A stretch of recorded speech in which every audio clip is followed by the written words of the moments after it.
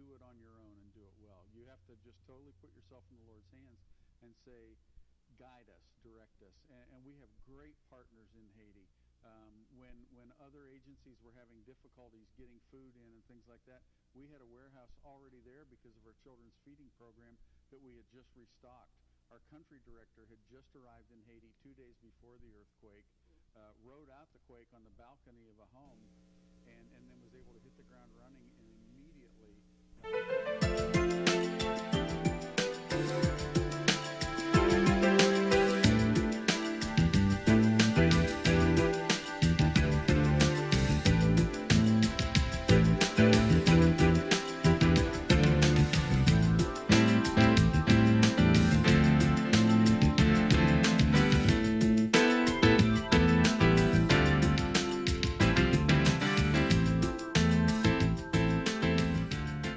Happy New Year to everybody out there, everybody from KCHF TV. Here are staff at Issues and Answers. We hope you and your family have a wonderful 2011, and what a wonderful year it will be. We do have hope. We do have hope that we're going to have a balanced budget, and we do have hope that you're going to see everything you need to know about that budget because of a new system that's been implemented here in the state of New Mexico, our Sunshine Portal. On this program today, we're going to be discussing changes in possibly the budget, and also how you, the viewers out there, can look at that budget a lot easier. My guests today are Senator Sandra Rue. Thank you for being here. And Paul Gessing from the Rio Grande Foundation. Thank you so much. And Happy New Year to you and your families. We're discussing the budget, as we've discussed on this program many times, but the Rio Grande Foundation has come up with a number of recommendations they've given the new governor. And we're going to discuss how we can spy, I call spy on that budget. Senator Rue, take it away concerning the Sunshine Portal. I say spy, actually it's our right as taxpayers. We're paying for government. Now we want to know how this government is spending our money. I mean, we always talk about it, but now we can see firsthand. Tell me about that. What's so exciting about it? Well, the great news now is we're just rolling this thing out. We're way ahead of schedule. This thing was required to be online July 1st of 2011. It looks like we're going to have this thing ready here real quick. And it's a computer program, basically. It is. It's online. It's user friendly. This allows anybody, lay people, media folks, legislators, department and agency heads to actually go to this website, and you can begin to drill down on just about any aspects of state government, budgets, contracts. And will the layperson do that? Well, tell them why. I mean, they're curious about maybe their neighbor if they've got a state contract. I mean, I'm talking about kind of the gossipy things, but also about making sure that government isn't really influenced by the people who have the contracts or things like that. Tell me about that. Well, the reality is with transparency comes more oversight. And I think this legislation that created the Sunshine Portal Act would not have stood a chance, I don't think, 4, 5, 6 years ago. This legislation and this Sunshine Portal is a sign of the times with the severe budget issues that we have. The public now is demanding more accountability. They're not as trusting other public officials as they were before. They're not as trusting. They want to understand. They want to understand. They want some oversight. They want to know enough about it where they can pick up the phone and hold our feet to the fire as elected officials. So the Sunshine Portal, this user-friendly website, will give lay people the tools to go in and start to drill down on some of these issues. Like contracts, let's say. You can go in there and find out who has the most state contracts. You certainly can. You can type in the name of a contractor and see all the contracts that they've actually have had with the state. And if you have a small business yourself and you want to say, hey, why didn't my business get a state contract? You can go and find out who your competition is. Certainly. And the thing is, this is raw data, but it's configured in a user-friendly way. So people can go in there and just extract just about anything they want to get to whatever it is they're looking for or asking. So we talked about contractors. Paul Gessing with the Rio Grande Foundation, why is your organization so excited about this? Well, we actually helped bring the idea to Santa Fe and to the legislature a few years back. We had a gentleman who was with the Comptroller's office in Texas, and this is a nationwide movement to increase transparency. So the Texas Comptroller has been a big proponent of this, and they've had a website up for a few years. There's a lot of benefits. Some of them are just the accountability, but also, for example, in Texas, and it's a much bigger state than New Mexico, but they realized after looking through this website that they had something like a dozen or 2 dozen different contracts for toner, for copiers. They Yeah, I realized understand that. they could Toner save top, millions right? of dollars just by consolidating and negotiating with one contractor on copy toner. Now, bigger state, obviously, but there's opportunities like this throughout New Mexico's budget as well, and it's just a matter of having that information all available in one spot, and having, whether it's government officials, legislators, bloggers, or the media, looking through all this. It's a great opportunity to really reform our budget. And like you say, legislators or state employees themselves finding efficiencies. They may want to take it upon themselves. Well, as you said, the toner example, other examples saying, you know, we're all ordering this, we all have this kind of consultant, combining it or just becoming more efficient with it all. What else excites you about it, Senator Rue? Well, I think, again, I'm looking for the efficiencies. You know, the thing is, in the past, it was so hard for lay people to really understand the processes with the budgets and the contracts and everything else. We will have more sets of eyes now watching what we're doing. If they have access to all this data, we're going to begin to, you know, the phone is going to start ringing. People are going to see things that maybe we missed. One thing that's exciting to me, in some of the other states where this is done, I've heard from agency heads and department heads where they use this thing all the time to do their job as far as putting reports together, looking for efficiencies and savings. It's just something that hasn't existed before. And I think that we're going to see tremendous benefit from that. And again, for me, it's just more oversight by the citizens. This will give them an opportunity to participate in the process and to be engaged and involved with what we do as legislators and government in general. Yeah, and maybe pointing, again, I think that's a good point. A lot more eyes seeing it and seeing it from a different perspective and maybe making some recommendations on changes and things like that. Anything else you'd like to point out, Paul, regarding the Sunshine Portal? Transparency has been a central focus of the Rio Grande Foundation's work, and one thing we're looking to do is expand it, because it starts out with a certain data set from the government in Santa Fe, but we want to add local school districts, for example, is one big area. School districts, especially in rural areas, tend to have questions about their books sometimes, and it's just ripe for corruption in some of these rural areas. So, and of course, and APS. Why is it ripe for corruption in rural areas? Well, a famous bank robber once said, when asked, why do you rob banks, he said, I go to where the money is. Well, in a lot of these rural areas, the people who have the money are in the school districts. And I'm not trying to cast aspersions at all school districts in rural areas, but some of these small towns, they don't have a lot of oversight, and there's questions about what is being done with the money. But APS is another example of a big, bloated school district that needs more oversight as well. So it's everything from the biggest, which is APS, to the smallest. And if we can get that information up on a website with people looking at it, I think it's all for the best. Last points on the, Senator Rue. Well, one point I've made before, the creation of this Sunshine Portal, this user-friendly website, is not a static event or a static process. This is going to change over time. As Paul mentioned, over time we hope to bring more databases into this, and that's going to be changing all the time. Technology is going to change. So this will continue to improve, and we are encouraging and looking forward to input from the general populace and stakeholders who are going to this site, telling us how we can improve it. So it's going to evolve, it's going to change, but it's going to get better and better over time, and it's going to be more and more user-friendly, and we'll begin to have more and more relevant information in there so the public, again, can engage in this process. Very good. What also is not static is the budget and the shortfall. Now, by the time this program airs in the new year, we might have a whole new number. We've been discussing in November, December, $260 million shortfall or $452 million. It may be changing by the new year. All we know is there will be a shortfall, and it will be critical for our state. And on this program, we often dedicate it to what the budget is, because of all our viewers are paying for their government and paying for education. But we're going to talk about some bold things that the Rio Grande Foundation is promoting. I don't know, Senator Rue, if you want to sit in the same studio with Paul, or nor if I want to. I'm proud to sit in the same studio with Paul. And we're wondering if there's any security detail that you have on what the Rio Grande Foundation has presented to the new governor. So tell us, take it away, Paul. Well, I'll preface all this by saying that the easy cuts have been made.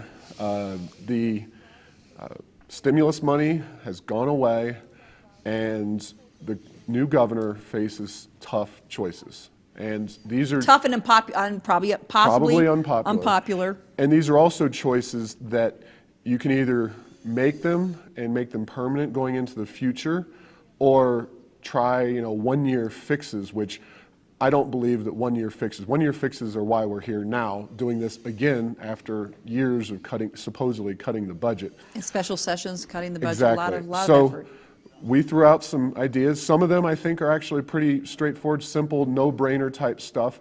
A few years ago, for example, New Mexico reworked its labor laws on public contracts, public construction. And this is a prevailing wage law that cost the state $60 million for no good reason, aside from overpaying employees who work on some of these projects. That is something very simple that needs to be done. And you can look at it as either saving money, or into the future, if we repeal this law, you get more schools, more roads, any infrastructure project built by the state with the taxpayers' money than you would with this current law What in is the place. Senator requiring union workers on all these state projects? Yeah, if I recall, it is setting an artificially high wage rate for the folks that are engaged in the construction of these various projects. And that, like Paul said, is taking money away from the pool that could be used for the infrastructure itself. And I understand it adds up to about $60 million a year. Okay. That is significant. And this is something that was just implemented recently. The system we had before had been in place for years, and it worked just fine. So it's not like it's going to create necessarily a hardship that didn't, it was what it was before. This was something that was added on, and it's created a burden on the taxpayers in New Mexico. We could go back to what we had before. Go back to what we had before. That's $60 million. Something that's bold, but I'm talking about some of these other bolder issues that I don't even want to wanted mention. to warm but things up a little You wanted bit. to warm things up. Okay, what else have you studied, and what are you Well, recommending? the rail runner needs to be stopped in its tracks. And people who aren't familiar with exactly where this station are, they should know that it's within walking distance of a rail runner station just south of Santa Fe. And the rail runner costs $20 million approximately a year, including the train operations and all the buses, because people forget that a lot of these buses that feed into this are all taxpayer subsidized. They're quote unquote free to the users. The train carries a lot of people, but they're subsidized. About 90% of each trip taken is paid for by the taxpayer, not the person taking the trip. It's not the user who's using it is paying for Exactly. it. Somebody said they could pay for their gas money and save the state money, just pay each person's gas dollars. Oh, I've heard that you could buy everyone a Prius and who takes the train.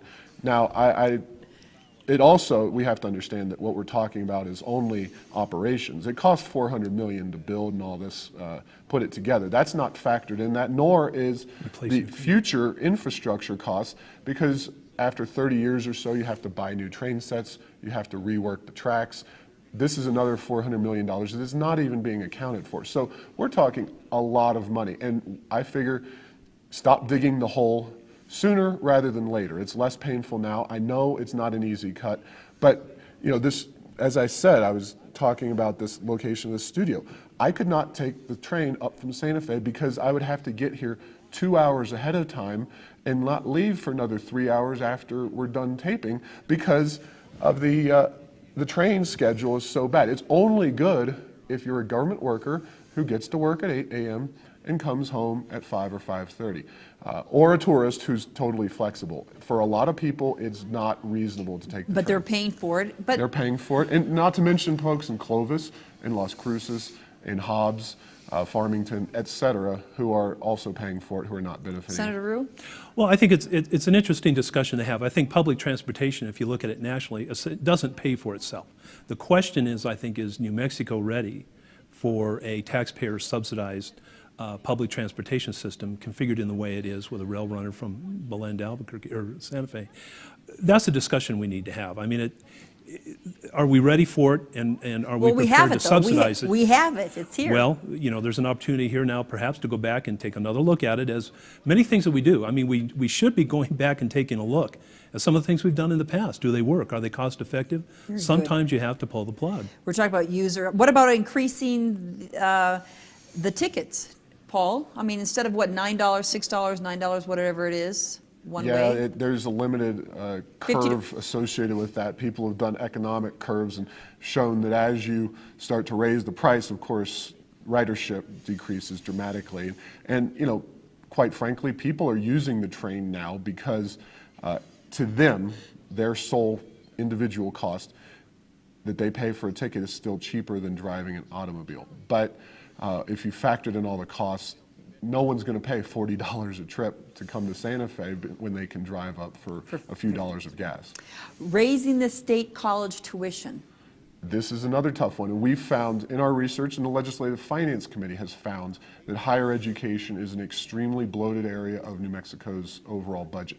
And we have to take a step back and notify the viewers that 60% of the budget has been kind of put off the table by Governor-elect Martinez. That's education. Now, she did this when the budget deficit was $260 million, and she said K through 12 and Medicaid. Now, whether she sticks to that or not, I can't claim to speak for her, but we're making these cuts to programs outside of that, and we're taking that as a realistic goal moving forward. So higher ed wasn't discussed? So we have the second lowest tuition rates in the entire country. We have a lot of kids, especially in today's economy, where we're almost starting to follow the European model, where there's no jobs available for them, so they just go to school and hang out for a few years or 5 or 6 years, all at the taxpayer's expense.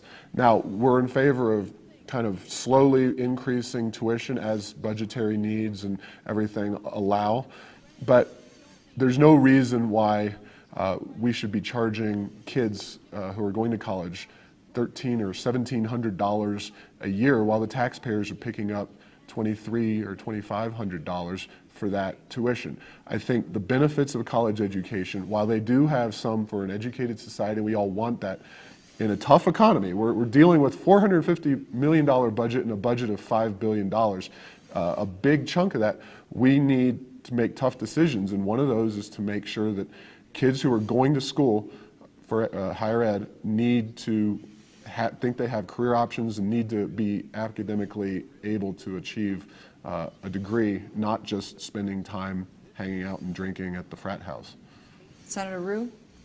Well, I'm not sure that raising tuition would, resolve some of these issues or change the mindset or the demographic of the kids in school. I still think there's an awful lot of waste and inefficiency in education in general, and higher ed too. And I think we haven't really begun to even look at that, I don't think, in a real comprehensive way. And I think that's someplace we really need to look. But considering tuition, it's just the user is paying for what they're receiving.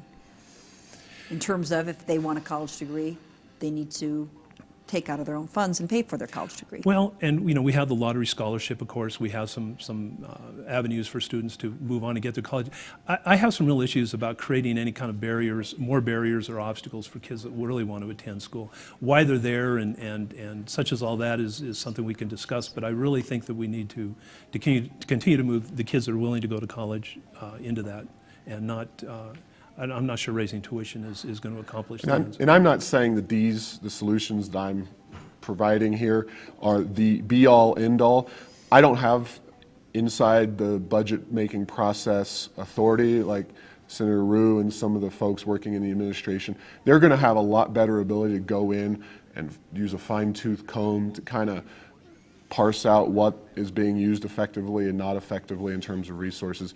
We're sitting on the outside, kind of like average citizens here, obviously with some training and skills and looking through the budget, but we're not able to go in and really take things out as simply as we would like either. Now, just to remind people, this is only raising tuition to the average nationwide. This is not a gigantic, burden relative to the a average. lot of states. So, And the number of state employees, I know we've done a number of programs here on Issues and Answers discussing that per capita, New Mexico has the highest number of public employees compared to second highest. private, second highest compared to private employees. Tell me about what your Well, suggestions are regarding state employees. we have a proposal in there to cut 4,000. Now, there could be more, there could be less, but you get about $50,000 in annual savings per public employee that you don't hire. And we have or let go. And we're not advocating for massive layoffs.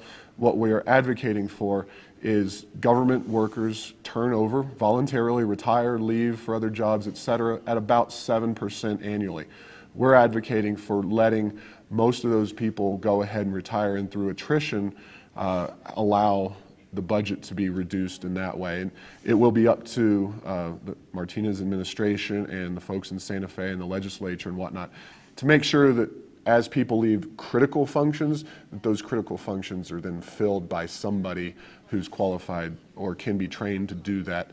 Very few government roles are absolutely, static and untrainable. I would think of, state troopers and that kind of thing. But most of these jobs, with a little training, people can actually perform them. And rather than laying people off, we can work this through. Senator attrition. Rue, I think we have maybe about 22,000 state employees. So this would be and there's already been some positions that haven't been filled. Well, and I think we're still funding a lot of those unfilled positions too. And I think, to the extent that we carve those off, we're going to realize a tremendous savings. We had this discussion, I believe, in the last session. But I think there's several thousand unfilled positions yet that we continue to fund. And I think a good place to start is to examine where if we didn't is. need people Examine in those where positions that badly up to this point, we should probably stop funding them and go that route. Senator, do you know the film industry? They've gotten a 25% subsidy, more or less, from the state. Mm-hmm. This industry has it. Other industries don't. Other small businesses don't. What's the Rio Grande Foundation position on this? And we hear different studies. I think the University of New Mexico, compared to other outside studies, are showing the benefits that we're getting for this. Again, subsidizing one particular private industry. Exactly. Well, you use the right term, it's a subsidy. People use the term tax credit to describe what the film industry gets. It's not a tax credit. They are getting if they spend $100, they get $250 back from taxpayers, from the state. If they spend $1,000, or I'm sorry, $100 they get $25, $1,000 they get $250. We write them a check. Any business, absolutely any business that got that kind of incentive would of course bring additional jobs and additional work to the state. But there's a lot of problems with the program. We advocate capping it at approximately half the size that it currently is. But the thing is, no one knows what the size is because it's an unlimited program. So you're sitting down writing a budget, even in good economic times, it's a challenge to say, $60 million, here's this industry, we're writing a check to you. That's very difficult. But the film industry could really take advantage of New Mexico's 25% tax giveaway, and they could spend $90 million. It's very difficult to, almost impossible, especially when you're dealing with a $450 million and upwards budget deficit, to have this kind of unlimited program floating around that you have to cope with in the budget. So we advocate capping it at $30 million, and that way, and then also making sure that the film office makes some kind of program to analyze which are the most likely and most beneficial films to come here, prioritizing. Very good. Senator Rue? Well, I think there's a couple of issues here. One is a fairness issue. You're favoring one industry over another, essentially to subsidize or for corporate welfare. I have a real problem with that. Who makes that decision, and why does the film industry qualify for that and not something else? I think the other problem we have is we enter into these agreements with nothing in place to measure outcomes. We don't set any goals that have to be met. There are no clawback provisions. If we're going to do this sort of thing, I think we need to restructure how this is done entirely, and we set it up on timelines. So we get to a certain point. If the return on the taxpayer dollar is not what it's supposed to be, we simply roll it back. We stop it. If these corporations leave or shut the thing down, there should be some clawback provisions for the taxpayers. Senator Rue, a big part of the budget, over half, is the K through 12, kindergarten through 12. You sit on the education committee, and then adding in higher education is about 60% of the budget. We have a lot of budget constraints, shortfalls. Did you want to discuss something else regarding education? We discussed in previous programs the Florida model, but what else is going on in education that our viewers need to know about? Well, the Legislative Education Study Committee came up with a list of about 29 suggestions that might be, considered to reduce the amount of money expended on education. if you add all those things up together, they came to about $50–60 million. Some of them are just, you can't really quantify it, you can't pin it down. But these are just some broad suggestions and ideas. There's some things that are a little more draconian, limiting, some suggestions are limiting or absolutely not allowing any new schools to be built, either charters or otherwise. Some were talking about the small school district or small school size adjustment in the formula that would take some of that money away, cause perhaps some schools, districts to consolidate, look for some efficiencies there. So some of these ideas out there are pretty major to the extent that they'll be proposed as cost savings to the session. We'll have to see. And then you'll be debating those. We will be debating those. I mean, I think everybody agrees, we want to cut where we can, but we don't want to cut in the classroom. That's kind of the mantra right now, and people will argue that back and forth. If any future cuts will go directly to the classroom, or many of us believe there are things that we can do that won't affect the outcomes in the classroom. And that was an education study committee looking for some savings, about $50 million. What about some kind of reform, the Florida model? Do you think that has some legs? Well, this is the thing that really troubles me right now. A lot of the emphasis is on the budget, and it should be, it has to be. But there's some components of the Florida reform model that we could begin to initiate now and implement that don't necessarily carry any cost with them or significant costs. And I don't think we have to put reform aside right now just because we're dealing with the budget constraints that we are. There's some things that we could do that just make good sense, that won't cost the taxpayers any more, like we talked about the teacher licensure component with the reading. We really need to begin to look at education reform and start moving down that continuum. Every year we don't do something, we're losing more students. And it troubles me. I don't get the sense of urgency sometimes when I'm having these discussions or hearing people talk to us in committee. They're more concerned about just the bottom line, how much money's coming in, how much. There doesn't seem to be that sense of urgency that we're losing children aren't reaching their full potential because perhaps we failed to embrace some reasonable education reform in this state. Which we could do. Paul? And actually, school choice and the tax credits specifically, which are part of the Florida model and have actually been something we promoted as the Rio Grande Foundation for a few years in New Mexico, could save the state money as well. We spend an average about $700 to $7,500 as a state for an individual student annually. But how much? $7,750? Okay, $7,500. The federal government also spends additional money, and so total cost is anywhere from $1,300 to $1,500 annually, or $13,000 to $15,000 annually, including federal dollars and the school construction costs, et cetera. Well, tax credits can be written into the law in such a way that they actually provide a small revenue stream to the state because a private school kid costs $4,000, $5,000. Instead of the $13,000. And so by diverting them to those schools through the tax credit, you're actually saving the state money. And as this goes along and as the schools adjust, formula adjusts, you're going to experience some savings. It's not big. Paul, give us your website. Our website is www.riograndefoundation.org. If they want more information this new year, again, the session is here, the whole new year, and hopefully more hope, Senator Rue, for the job, and best of luck what you have to do this upcoming session, and Happy New Year to both of you. And again, you can go online and learn all you want about the New Mexico state government and your tax dollars through the Sunshine Portal. I'm Diane Kinderwater. Make it a great year for your family. Happy 2011. See you next time. Bye-bye.